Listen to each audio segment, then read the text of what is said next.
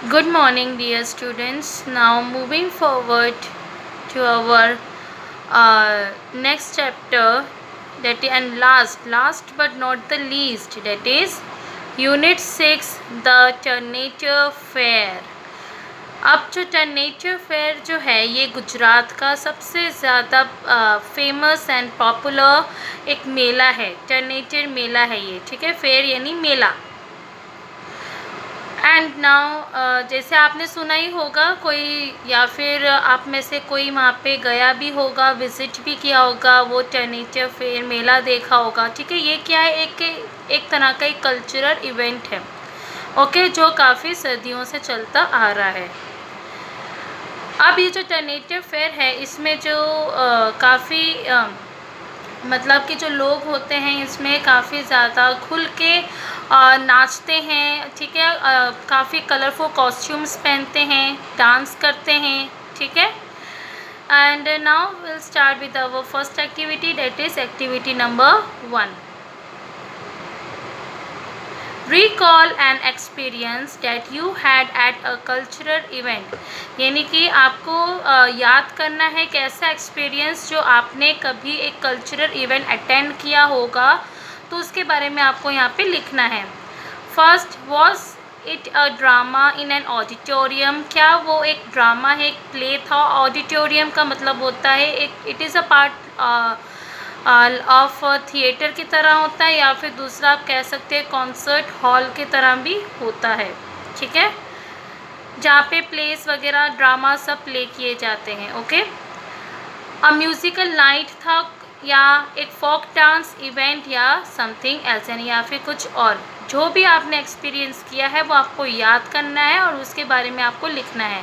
अगर एक musical night पे गए हो तो आपको एक म्यूज़िकल नाइट यहाँ पे लिखना है, ठीक है।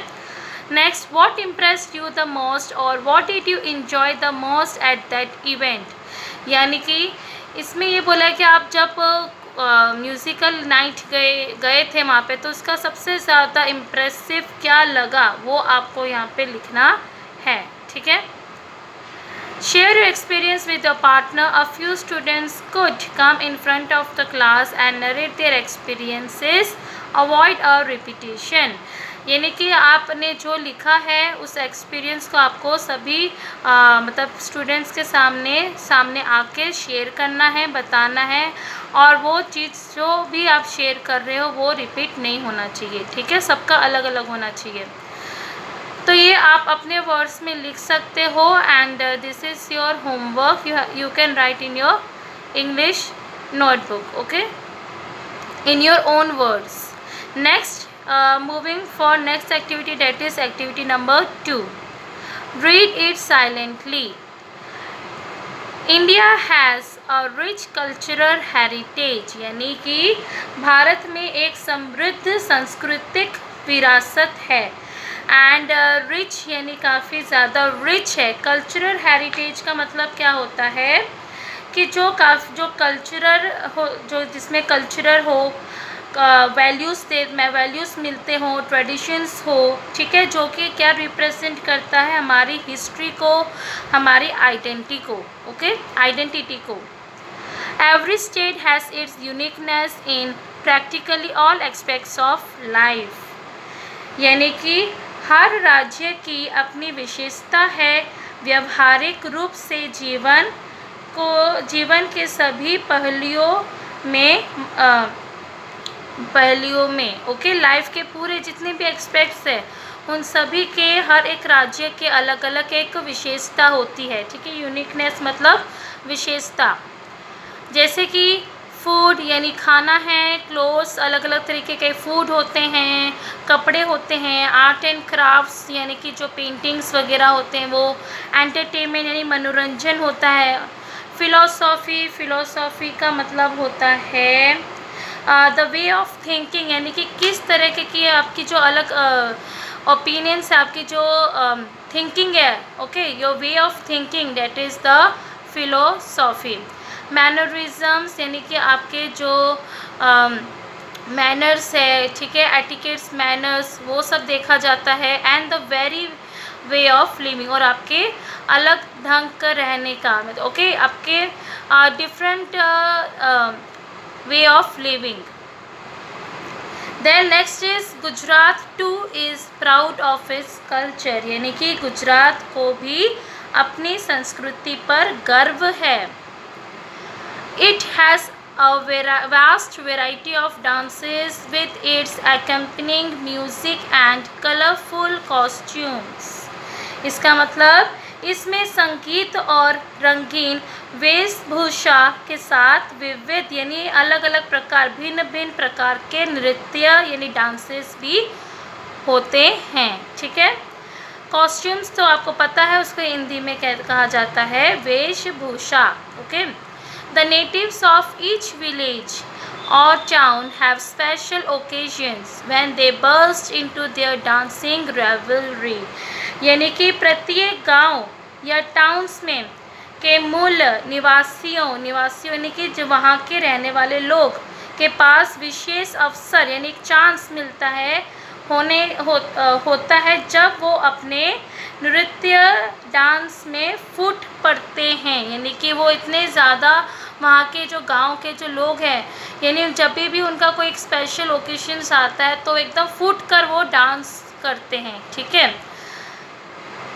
नेक्स्ट है आपको दिया हुआ है if you think you are prepared to walk out of your mundane experience. Mundane means ordinary and free fall into a whirlwind of colors, romance and music, then head for the Turnagain Fair. इसका मतलब क्या है कि अगर आपको लगता है कि आप अपने सांसारिक अनुभव से बाहर निकलने के लिए तैयार है तो रंगों से रोमांस और संगीत के चक्कर में पड़ने के लिए रेडी हो जाए. और कहाँ पे रेडी हो जाए? To go towards the Tarnetar fair. Okay. एक मेले में एक टर्नेटर मेला में रेडी हो जाने के लिए रेडी हो जाइए. ठीक है. जाने के लिए. तो for further information visit www.gujaratourism.com. अगर आपको और इन्फॉर्मेशन चाहिए इसके बारे में अबाउट द टर्नेटर फेयर तो आप इस वेबसाइट में इस लिंक्स के दौरान आप उसको जाइए, सर्च कीजिए और ज़्यादा इन्फॉर्मेशन आपको मिल सकती है. ओके. सो पता चला आपको इसमें क्या है कि हमारे भारत में अलग अलग टाइप्स के मतलब कि अलग अलग कल्चर होते हैं, रिलीजियंस है तो उसके मुताबिक खाना है, अलग अलग डिफरेंट वेराइटीज़ ऑफ फूड होता है. ठीक है. क्लोथ्स कोई साड़ी क्लोथ्स में यानी वेशभूषा जो होती है, कोई साड़ी पहनता है, ड्रेस पहनता है. ओके. तो ये क्या है हमारे इंडिया में. ठीक है. और फिर इसके बाद यहाँ पे हमारे गुजरात के बारे में आपको पता चलेगा और भी ज़्यादा अच्छे टर्नेटर फेयर के बारे में. ठीक है. एक बार मैं आपको एक पिक्चर दिखा देती हूँ उसके बारे में. That how does the Tarnetar fair looks like. जी. तो देखिए कुछ इस तरीके से दिखाई देता है टर्नेटर फेयर. ओके. देख रहे हो आप आजू बाजू सब मेला लगा हुआ है, लोग वहाँ घूम रहे हैं. ठीक है. तो ये है एक टर्नेटर फेयर. ओके. सो अभी हम नेक्स्ट एक्टिविटी पे चलते हैं. Okay. So now take out page number 51, activity number 3. Listen to the story as your teacher reads it. Then you read it silently. Now अब यहाँ पे दिया हुआ है द टर्नेटर फेयर. यहाँ पे आपको पिक्चर भी दी हुई है. ये सब नो उसको ध्यान से देखिए और इसको समझिए. ठीक है.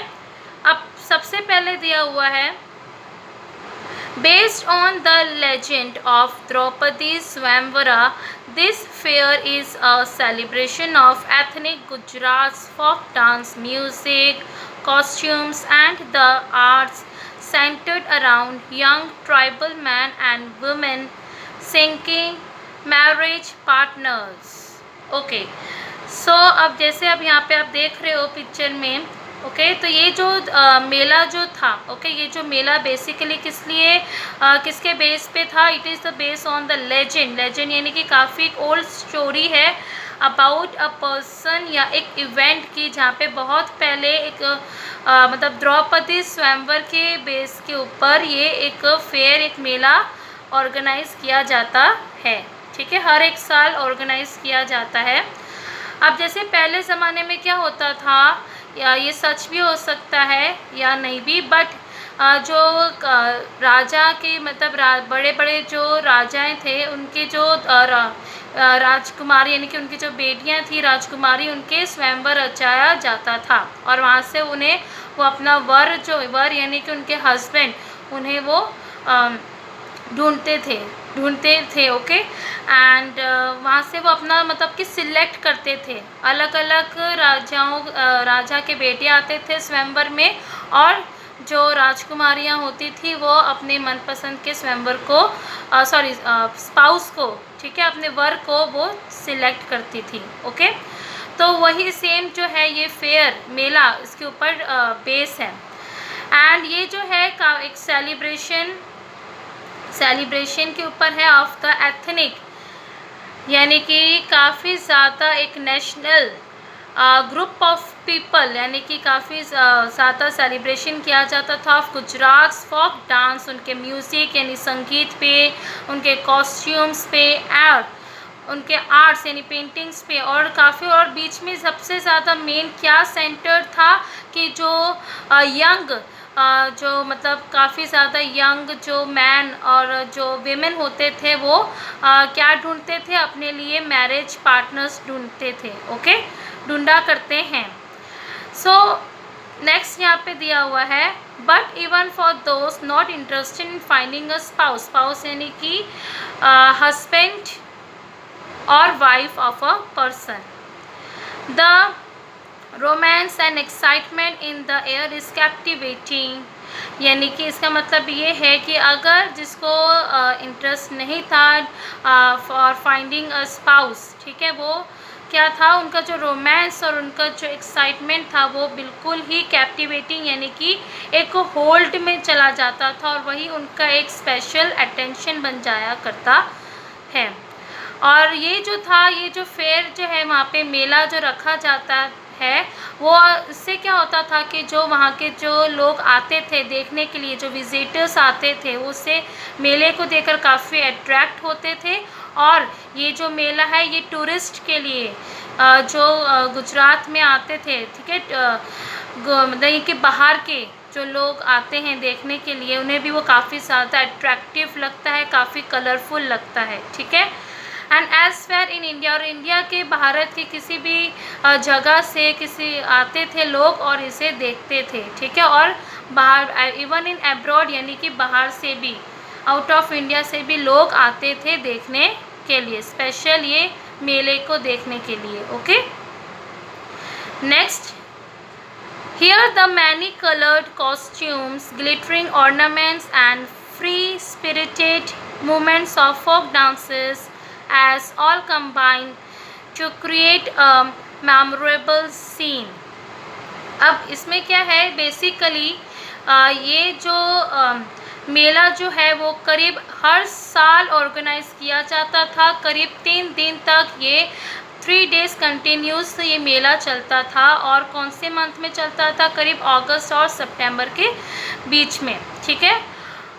एंड उसके बाद ही काफ़ी ज़्यादा अलग अलग टाइप्स के कलरफुल कॉस्ट्यूम्स जो थे वो पहना करते थे। ग्लिटरिंग यानी शानदार, ऑर्नामेंट्स यानी कि ज्वेलरी पहनते थे। और काफ़ी फ्री स्पिरिटेड यानी कि बिल्कुल फ्री होके वो लोग डांस करते थे।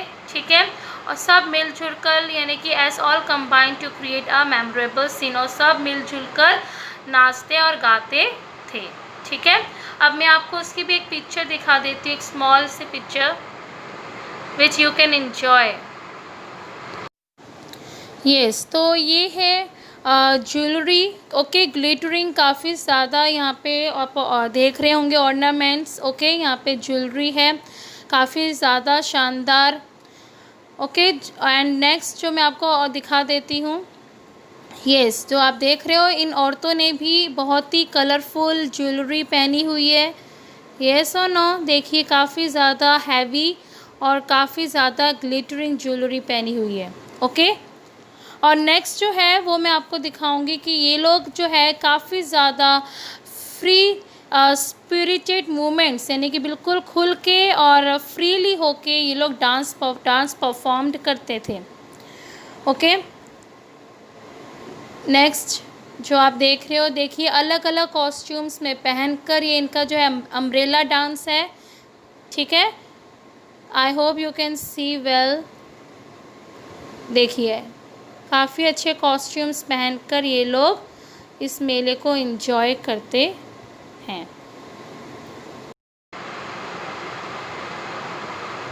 ओके, तो आपने देखा होगा अच्छे से। एंड नेक्स्ट है, as the dancers search in waves of circular movement, the incessant throbbing of the drums keeps them moving in unison and the drum beats continue throughout the day even as the dancers change from one group to the next.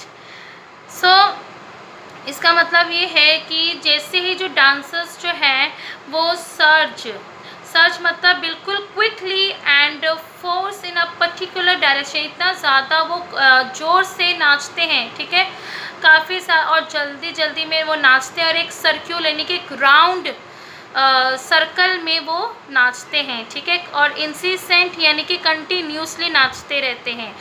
ड्रॉबिंग of the drums, ड्रॉबिंग मतलब beating, जो drums के जो beat पे continuous वो move करते रहते हैं कि यूनिसन इन यूनिटी में। ओके, कंटिन्यूसली मूव करते रहते हैं on the beats of the drums. Okay, and the drum beats continue, बिल्कुल और कंटिन्यू जो है ड्रम्स वो बीट कंटिन्यूली चलता रहता है पूरे दिन। And even as the dancers जो है वो चेंज करते हैं फ्रॉम एक ग्रुप से लेके दूसरे ग्रुप से। ठीक है, समझ में आया? नहीं कि वो इतना फास्ट डांस करते हैं, इतना एनर्जेटिक डांस होता है इनका कि वो ड्रम्स के बीट पे कंटिन्यूसली डांस करते रहते हैं। ओके, और फिर वो अपना एक ग्रुप से लेके दूसरे ग्रुप में वो चेंज करते हैं और एक सर्कल यानी घूम के एक सर्कल मूवमेंट पे वो डांस करते रहते हैं। ठीक है, समझ में आया आपको? एक तरह का गरबा होता है ये। Okay, now take out next page number, date is 52.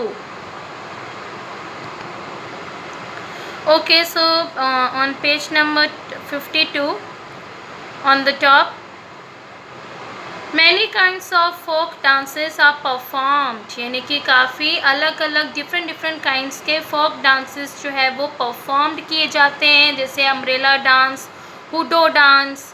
Okay, by the far the most popular is the रास, यानी कि इनमें से रास जो है वो काफ़ी ज़्यादा पॉपुलर डांस स्टाइल है, जहाँ पे in which dancers hold sticks to clack against those of other dancers, यानी कि ये एक ऐसे डांसर्स हैं जो कि क्या अपने हाथ में स्टिक्स को पकड़ के रखते हैं और क्लैक मतलब कि जब एक छोटा सा एक शार्प नॉइस क्रिएट होता है जब दो हार्ड ऑब्जेक्ट्स जो होते हैं एक दूसरे से टकराते हैं या हिट करते हैं टुगेदर.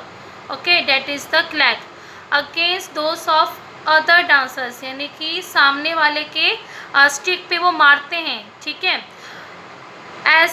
और इसको क्या कहा जाता है? राज, जो वो स्टिक्स के साथ डांस परफॉर्म करते हैं.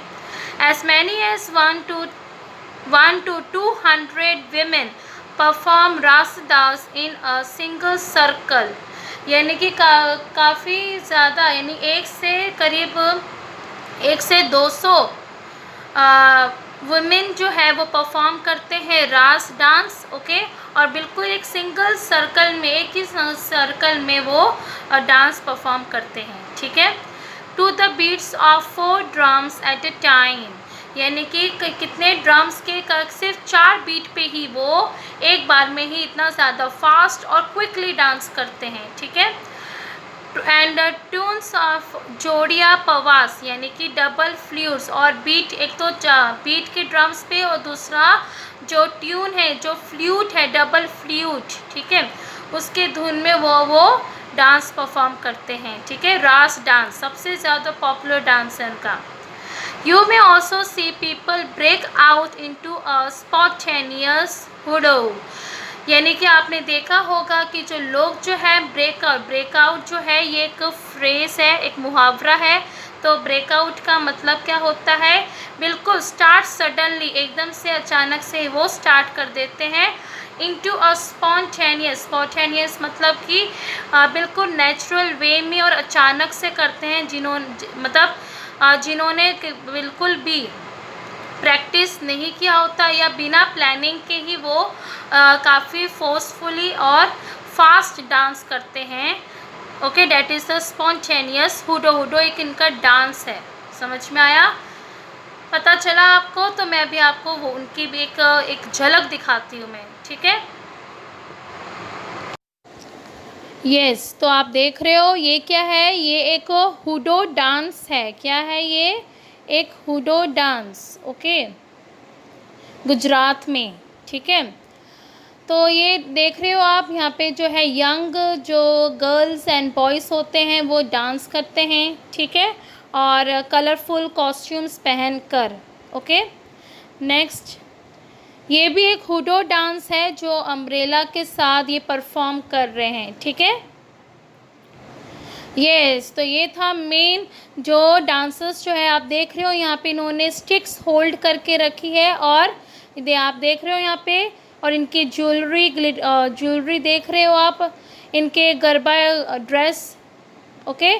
तो ये क्या है, ये लोग फिर इस तरीके से देखिए दो जो स्टिक्स होती है उसको वो एक साथ मतलब क्लैक यानी कि दो हार्ड ऑब्जेक्ट्स को हिट करते हैं और फिर वो एक गरबा डांस करते हैं, ओके। समझ में आया आपको? तो आज के लिए इतना, बाकी का जो स्टोरी है वो मैं आपको नेक्स्ट लेक्चर में बताऊंगी, okay. Thank you, take care and have a nice day.